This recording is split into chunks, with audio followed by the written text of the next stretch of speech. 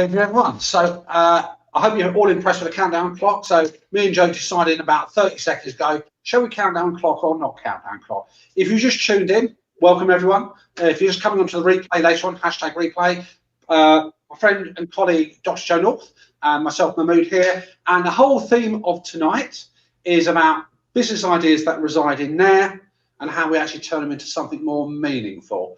Does that sound okay with you, Joe? Shall we crack on with that sort of thing? I think we should crack on. It sounds like a great subject. Making ideas happen is one of my favourite things. So really looking forward to it. Perfect. And I have to say to everybody, by the way, if you're just coming onto the live replay, thank you very much for your company tonight. Again, if you're coming on much later, we don't mind. You know, put hashtag replay in their thing. We know you're out there. If you've got comments or ideas to share, we'd love to hear them. Joe is less of the Time Lord tonight here. That's a private thing which I'll share with you perhaps towards then. So I suppose first thing is, Joe, I don't know, in your own experience, we come across lots of people who've got great business ideas. You know, they mull over them, they're going to make their next £1 million from them. So what's your thoughts about in terms of what use is the idea that just stays in somebody's head? Well, it isn't much use, is it? I think it's a real waste of so many great ideas. And if we just took 1% of the great ideas that never happened, you know, imagine what a difference that would make across the world. I think it's just really interesting that it's turning ideas into reality that make the difference between a successful entrepreneur or someone that contributes something and someone that just, you know, thinks about it. Because I think we all have great ideas, you know, for loads of ideas for products and things. But it's actually taking action and doing something with it, isn't it, that counts? That's quite right. I don't know if you've ever come across that old cliched phrase that says, it's probably quite harsh in some respect, but I can see where they're coming from, that says that ideas are 10 a penny, it's the actual execution. Do you think that's a bit unfair? Do you think there's actually any value in, obviously, the ideas themselves? Well, firstly, I think you need to have ideas, or anyone needs to have ideas that are, you know, 10 a penny, lots and lots of ideas, because it's through having lots of ideas that our thought processes evolve. And that's how we get beyond the obvious ideas into something that's really, really great. It is the effort, isn't it? And discovering how and working out, it's problem solving, how to take that idea and turn it into reality. And I think that's where a lot of people get stuck. Would you say the same, Mahmood? Yeah, I would think so. And in terms of, I think there's a couple of things there that I'd like to explore with you as well. So one, in terms of ideas, and I said, I'm not saying they're easy. It's not always easy to create the right idea. But in terms, you know, we have flights of fancy thinking we can do this, we can come up with this next invention, whatever. But actually, to actually turn it into what we might call reality, something of meaning, that's where you've got to put a bit of sweat in to get the equity. You've actually got to apply yourself there as well. So, Joe, I mean, our experience was obviously Business Growth Club, which finished successfully a couple of weeks ago. We've got the next cohort coming up in January. Somebody comes up to you and says, okay, actually, I have no idea, you know, what to do. I've got no ideas at all. Are there any sort of thoughts you've got or tips to share about actually creating an idea in the first place? Yeah, so to create an idea, look for opportunities to improve something. So when you think about it, most entrepreneurial endeavours come from a dissatisfaction with the status quo. And what do I mean by that? It means that challenger banks come from a dissatisfaction with the old way that banks have worked for ages and ages. Richard Branson has obviously created a business empire out of going into industries, finding ones that don't satisfy customers quite as well and doing them differently. So looking for things that aren't working, looking for things that could be better, looking for areas that haven't been disrupted for a very long time, where things have been done the same way forever. You know, they're just ripe with potential to generate ideas. And look for things that are causing dissatisfaction and see if you can fill that gap. I think it's one of those things that people can actually draw on their own personal experience. So if we talk the bigger picture, let's talk banks. You know, all of us have had that frustration sometimes about waiting to get seen by banks, queuing at banks, not seeing actually anybody in branch and all the rest of it. And that's, you know, with technology that's revolutionised and given an impetus into fintech, online banking. Do you think it's sometimes we think about what is it that irritates us, people are really having an issue with here, and probably drawing on your own experience might be a route in to help creating some of those ideas? Yeah, they don't have to be big things as well. So I've mentioned some big examples. Yeah. You know, Branson's success, of course, is legendary. looking at what the challenge about that feels like a really big thing to do, to take on the banking institution and to compete against them. But it's small things. It's those small pieces of dissatisfaction. So one of my, I think I might have spoken to you about this before, Mahmood, but one of my favourite products is a slanket, which is a blanket. Okay. Yeah, it's a blanket with sleeves. And how it came about was there was a student in America called Gary Clegg, and he was getting cold in his dorm watching, he had to take his arm out from under the covers to change channel on with this remote control. So he asked his mum to make him a blanket with sleeves so that he could stay wrapped up, keep his sleeves on and change channel. And all his mates wanted one, mum made more, and essentially the slanket was born, and it's now an international product. It's been retailing for many years. Yes, people have copied it to a certain extent, but Gary Clegg, that student, has made himself a fortune, and now he works in developing countries doing really good work to provide sanitation and care for people. So he's turned all of that into something really good, but that's a really simple thing. So these things don't have to be big, world-changing ideas. The small things can make a really significant difference. I think that's quite true. I think sometimes when we refer to big examples, because they're things that people can identify with, they can see that. But all these big empires, all these big companies, majority would have started from something very simple. I remember reading a story about Amazon and Jeff Voss, and if you look at some of the earlier shots, he was literally working in a very small environment. He literally did everything himself, from the process delivery, the packing, getting it out to customers here. And him getting his hands dirty, him actually doing that on a very small scale, enabled him, he took some lessons from that and able to upscale. And I think Amazon is, it used to be Bill Gates, the richest person in the world, but, Jeff Bezos, he probably owns most of the states and everything else. But it's the big picture. You can always take things and learn and adapt them and apply themselves. Yeah, and there are kitchen table businesses that are inspiring, and one of them being the Cambridge Satchel Company, where wanted the lady who founded that wanted a Harry Potter style satchel, a good quality one, and couldn't find one, so started making them from the kitchen table. Now it's an international business, and of course anything with Cambridge in it, or Oxford or Britain overseas in certain countries, retails very, very well. So it's doing super well in Asia as a British product. I also have worked with a global fishing tackle manufacturer whose the business started literally at the kitchen table because they wanted to, the equipment that they needed, and they couldn't necessarily find that elsewhere, or so they started making it, and now they're a global, they're manufacturing and selling all around the world, which is fantastic. So. I want to pick up on that point in a moment. I'm just going to pause for a moment. So we've got a great comment here from Samuel. I'm just going to see what your thoughts are. But I want to come back to this idea in a few moments, Joe, about we might refer to global, and lots of authors stick to global, but actually it doesn't have to be global for your business. It's about where you define that. So I'm just going to show this wonderful comment. Samuel, good evening to you. So let's have a look at what Samuel's saying. You've read before. Yeah, absolutely. And I love the way that Samuel's mentioned this idea of money coming into the equation, money coming into that relationship there as well. So what's your thoughts about that comment that Samuel's raised for us, Joe? I think it's wonderful. So great comment. Thank you very much, Samuel. It's all about value. So our ideas need to create value in order for people to pay for them and for them to be business-worthy ideas.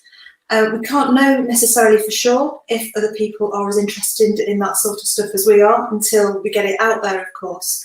But really thinking, one of the great tools that I use, you've mentioned brainstorming there, Samuel, is a tool called bug listing, which is where you just write down everything that's cheesing customers off, and I'm saying that politely. Get all the gripes, the concerns, the frustrations out there, and then set about looking at different ways that you can solve them and put something better than the competition are offering, or better than exists currently. So yeah, absolutely. And I think what Samuel said, what you said as well, we've said it before, attributes about this good idea, and I know it's going to link to this idea of meaningful reality, is that we're talking business here, everybody. So whether you are a private business, a social enterprise, a charity, fundamentally, if what you're interacting, what happens is involving a money transfer, it's business. Hobbies are slightly differently. They're great for personal pursuits, but we're talking about businesses, whether they're small scale or large scale. So fundamentally, you've got to factor that in somehow, is that money is going to change hands, and you need to make some. And when I say money, normally I mean profit, as opposed to just sales line. So fantastic on that. So Jo, any other thoughts and tips about the idea, I suppose, creation and generation? Yeah. To build on what you've just said there about the business idea needing to be viable and that's like, having demand so that you can make profit, of course that's super important. But that comes into the idea generation process a little bit later on. So first, it's essential to have really great ideas. And I sort of have a mantra, which is premature evaluation kills creativity. Yeah, so if we cut our ideas off too soon, before we've had time to think them through, nurture them and shape them into something that could be profitable, then that's where we lose a load of potential, really good ideas. So what we need to do is actually give those ideas a little bit of life, give them some attention, give them some nurturing, explore them a little bit, and discount them if you don't think they're going to go anywhere, but don't discount them too soon. Because sometimes it just needs a bit of work and it could turn into something really special. I think that's a great way of looking at it. I think it's that pre-selection, it's that same idea, isn't it? When you're writing something, don't edit as you go along. Okay, just get it all out there, dump it down. And folks, that's why putting a plan together is absolutely critical, because it gets all that in there, push it onto a document, push it on a piece of paper. And as Jo said, don't screen at that stage, saying, well, that's not going to work, that's not right. If everybody rejected things they thought weren't going to be viable, half the things that we know in our life wouldn't be there. So get them out there. That creates that. Now, Jo, we talked about meaningful. So ideas that ultimately are meaningful in a business context. What does it strike in your mind about that whole idea about if something is meaningful and reality? I think like you, Mahmood, that we're in business to solve problems for our customers. So our ideas need to solve some sort of meaningful problem for our customers, and for that problem to be so important to our customers that they'll pay for it. And we've got to solve that problem in a really good way so that customers want to pay for it as well, so that they feel like they're getting value. And it's really interesting. I did an activity today, so I was facilitating with a university and some business innovators. And we were talking about the best money we've ever spent. And it's really interesting that everybody described something that, so for instance, one of them was a Kindle, and it had its functional benefits of, you can read books electronically, travel with it and so on. But it had other benefits, which is I can take my imagination wherever, I can tuck myself away and relax wherever I am. I can have access to this library of books online and read whatever I want, whenever I want. So actually there are some emotional benefits coming through from the idea. And I think it's not just about, it doing what it does on the tin, whatever that idea is, but also it's forming some sort of, it's creating some sort of emotional benefit for customers as well. And that's where it has real value. That's an interesting point, because I think I've read somewhere that predominantly most of us make purchasing decisions based on emotion. Logic is there just to back it up at the end of it. And it's that idea, some marketers call it pain points, problem solving, transformation. It's got to make a difference in somebody's life in some respects. And would you say it's quite fair to say that, in a nice way, that most customers are selfish in the sense they're more interested in what you're going to do for them to solve and something, as opposed to more about what the company is itself, if that makes any sense? Yeah, it does. And I wonder what you think as well about the online business world, because I think, when I look at social media and businesses promoting themselves, particularly solopreneurs online, there's a bit of a culture in some areas of really bigging up this sort of brand personality for the individual. And actually it's not about the person, or it's about what you can do for customers. It's about the value that you can create. So I think it's really important to listen to customers and be really tuned into that, because also customers' needs change over time. And in order for our ideas to evolve and our businesses to evolve, grow and thrive, we need to keep changing. We need to keep adapting our ideas and having ideas all the time, you know. So it's about keeping up to speed, really. Yeah. And I think that's an interesting point you raised there as well, is that, and we'll share this over the next few weeks on the Business Growth Club show. I think I've just named it, by the way. I don't know if we'd actually officially called it the Business Growth Club show, but we have now, is about time frame. We come to look at, how we look at that, how we present that, how we think about the effort. You've got to think about timescale. And I don't know, it's typically, I think a lot of us are very impatient, aren't we, sometimes, about what we're going to achieve. And we think it's going to happen overnight. We think it requires very little investment. And we think it's going to be no obstacles in our way, which unfortunately doesn't always seem to be the case. Yeah. Yeah, ideas and business growth are a combination of art, craft, science, skill, will. Those 5 things are all coming together, and I think there are just so many promises made to businesses that if you do X, Y, and Z, you'll get this. And actually, it's not that simple. As we've experienced, every business is different, and really, every business owner, every leader's, entrepreneur's success definition is different too. Oh, absolutely, yeah. Yeah, and I think that's really important. And that's one thing I've loved with what we've done with the Business Growth Club, is we've helped everybody define what their idea of success is, and then create a plan that they feel confident with and can crack on with to make it happen. Yeah, no, quite. But I think what I've also noticed as well, that those, whatever field of endeavour you're in, whether it's music, whether it's business, whether it's arts, whatever, anybody who defines what their measure of success is, what is their end goal as such, and we're going to talk about and articulate that more over the next few weeks here. Once you've got that, which comes from your start point, it's about the effort that you do there, that you put into it to actually get to that end destination. Every success that I've seen in my life, small scale, somebody who wants a work-life balance where they've got time to spend with their family, don't want to work too many hours, that's their notion of success. Somebody who wants to conquer the world, and have a massive global empire, they get there because they've actually underpinned that with a plan. And it's a smart plan, because we're all busy people. We've all got lots of things that we want to do, and it's about doing the right things, in a really targeted way, and not wasting time on things that aren't going to move you forward in the way that you want to move. So, yeah. What's your idea of a smart plan, Jo? So a smart plan is something that is flexible and agile, so that it gives you guidance, but it's not so set in stone that if something happens, if there's a new opportunity or risk, you can't flex it and do something with it. It's about really focusing on those, what I call power moves, the things that are going to make a difference in moving your business forward. They're not just stuff that, is busyness around the edges that won't really touch the direction of where you're going. And I think sometimes we can distract ourselves, can't we? All of us, instead of doing some of the peripheral things, instead of actually focusing on a handful of really meaningful actions that we can take. So that's what I mean by smart.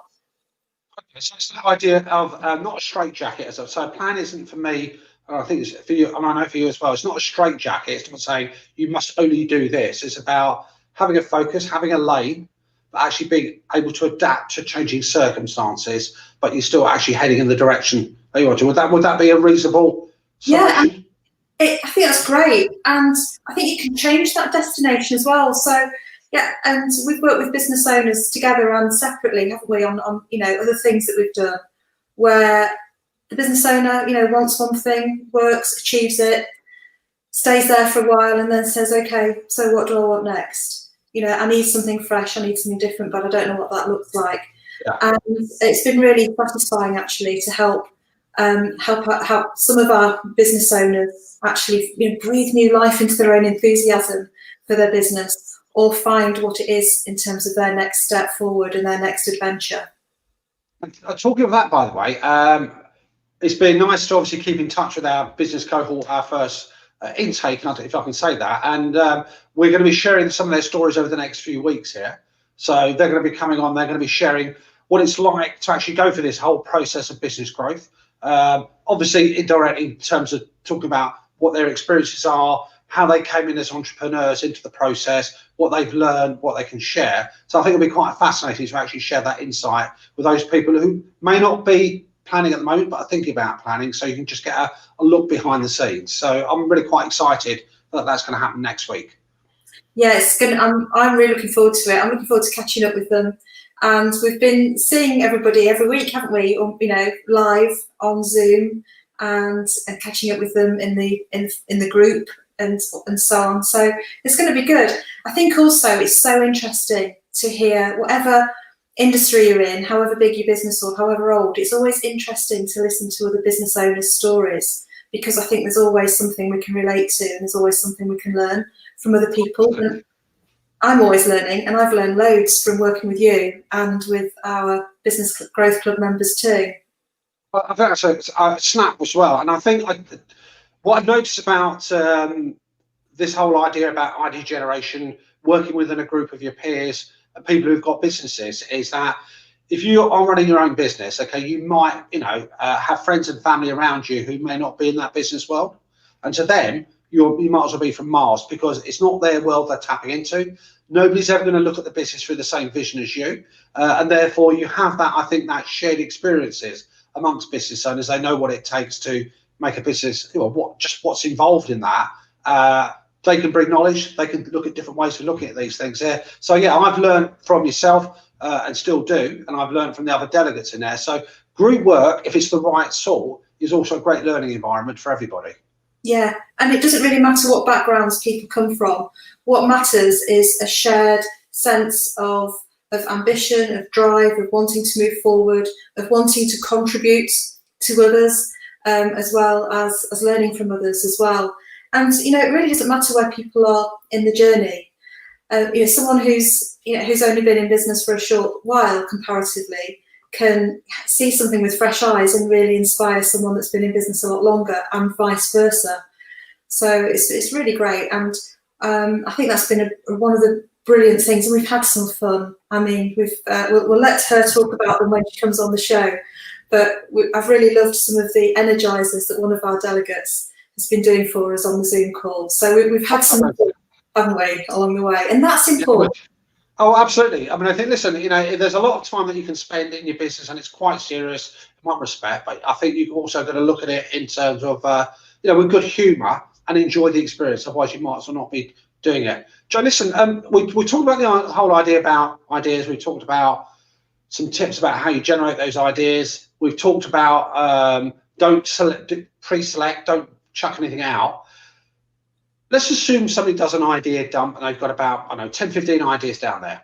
Now, we talked about business has got to be meaningful in the sense you've got to make money as one of the objectives, not the only objective, but it's got to be key. How do you go about then deciding what you should chuck out, maybe do another day and actually select to go forward with? I think it's a really great idea to put them through what we've got, which is our idea sorter. And that has some criteria for assessing an idea in terms of its deliverability, its attractiveness. Does it motivate you? How expensive is it? How quick is it to get off the ground?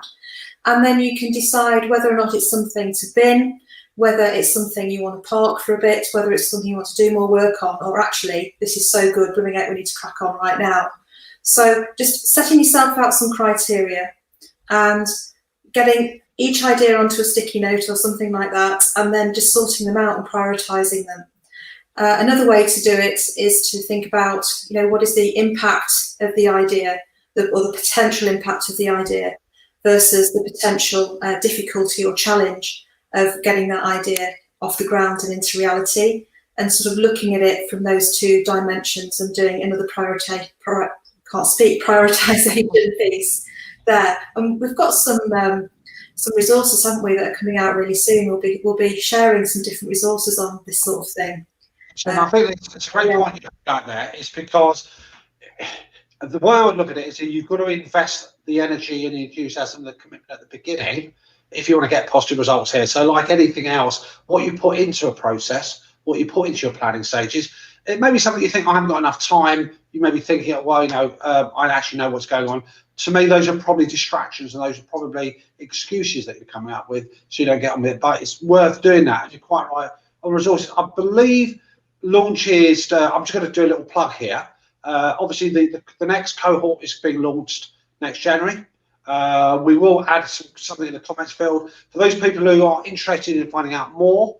If you want to be on our mailing list, find out a bit more about business growth and what's going on, drop us a comment here, and I'll add you to our mailing list later on. But let's get back to the broadcast there as well. It's a bit of a distraction there. So we talk about ideas, we talk about creating them, we talk about how we go some way, we talked about a framework that we operate in. Apart from making profit, apart from making money, are there other things that businesses should look to consider about the ideas that go forward? You know, what is the ticks the boxes? Well, I'm hoping this is going to be music to your ears on this one, but the business case. So the first thing to do is to get super clear on your idea. And I speak to so many, I'm talking literally hundreds every month of entrepreneurs who have got this idea, but they can't tell you in a sentence or two what the idea is. It takes 5 minutes, it takes 10 minutes in some cases, and I'm still none the wiser. So actually, a company called Strategizer have said that over 70% of innovations fail, partly because that customers don't value the product or the service enough to buy it, but also because they don't get the innovation. It's not communicated well. So communicating the idea is every bit as important to an extent as the quality of the quality's got to be there in the first place, and you've got to be able to communicate it in a really punchy way. So get clear, and then once you're clear on what the idea is, and once you've got an inkling that there might be some demand, get the business case sorted and get the look at your numbers. And I'm really proud, actually, and this is largely down to your skill, but I'm really proud of the work we've done with our Business Growth Club members to get them into their numbers. I'm looking at forecasting revenue, forecasting profit, cash, and those things. And I think they really benefit from your expertise, but you've got to get behind the numbers. I think so many people start an innovation and they've no idea how much they're happy to spend, how much they want to risk, what they think the return will be. It's just, you know, spend willy-nilly, or don't do anything. And actually, you know, having a proper plan in place can help you with that. And what do you think, Mahmood? You're the experienced one on this. I think you articulate that very well, and I think there's a few things that I would draw from that. Number one, if you can't articulate the story clearly, and I think I'm paraphrasing Einstein here, who talked about if you can't explain it to a child, basically something's going on. He didn't actually say those words, but the idea is you've got to have it simple enough to explain to a child. If a child can understand it, then you're doing well. If a child can't understand it, your language is too complex, you're going to lose your audience. So you've got to have it in essence. And I've been at pitches, I've been on assessment panels when people have come for funding, and I've sat there and they say, these are these great, wonderful ideas. They don't have any idea how they're going to execute them, and they miss out those numbers. So an investor is saying, well, what about the money that it requires to actually make it happen? And what I've found is that all the best forecasts, all the best numbers that people overlay actually follow last. It's the story that you've got to get straight, and then the numbers will reflect that story activity there as well. So therefore, a lot of people either ignore them, disconnect with their numbers, and therefore you're on a road to ruination. You might be losing money heavily. It may not survive. But I think it's irresponsible, actually, if I know it's a bit dramatic, to try and run a business and actually not think about the numbers and not. Yeah, and I think, you know, when you talk about story, my interpretation of having worked with you is that the story of what you're going to do, of how you're going to grow the business, of what the product or service is going to do for customers. And I think there is a digital marketing version of story, which is about where I've come from, my personal brand story, you know, not mine, but one's personal brand story. That sounded posh, didn't it? Posh for me. And that's not the sort of story we're talking about. Fine, if you know, stories sell, people have got to know, like, and trust you, create stories. The story we're talking about here is actually the narrative of how you're going to get from where you are now to where you want to be, and having that story, that vision really clear, and then the numbers follow. I love that. So, Jo, listen, we're coming up towards the final wrap up here. What's the one or two, allow you two takeaways that you would say to people, if you want to call them tips or takeaways for that idea into reality? I think, firstly, you don't know if it's going to be a good idea or not until you do something with it. So find a really quick, safe, cheap way of testing your idea, and then use that as feedback to build on it. Because in order to get feedback, you've got to act forward, yeah? So act forward, get feedback, go again. You'll learn nothing if you don't do anything with your idea. You might learn something, but it won't be very much. So that's the first thing. And the second thing is be brave and try some stuff. Again, do it in a really thought through way. Think about what you're going to do, but test it, try it, and just have this learning mindset, because it really is a great adventure to see ideas bloom and turn into something really quite wonderful. And that's your definition of wonderful, whatever yours is as an entrepreneur. Yeah, I think that's great. The only thing I would add to that, a couple of things, is action always beats inertia.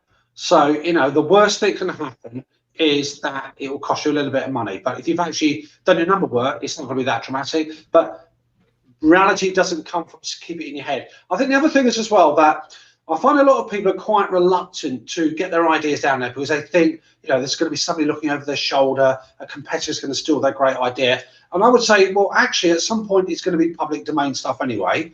And really, the idea isn't the thing that people want to steal. There might be, so you've got to be very careful not to have it too closeted and keep it to yourself. If you don't start sharing, if you don't start getting it out there, there are things you could do to protect it. But basically, the idea is pointless to anybody unless you do something with it. Yeah, and likewise, I also have worked and helped mobilise and help people be successful, as have you. People who think, actually, I keep coming up with ideas, but I'm worried that, it's been done before by somebody else.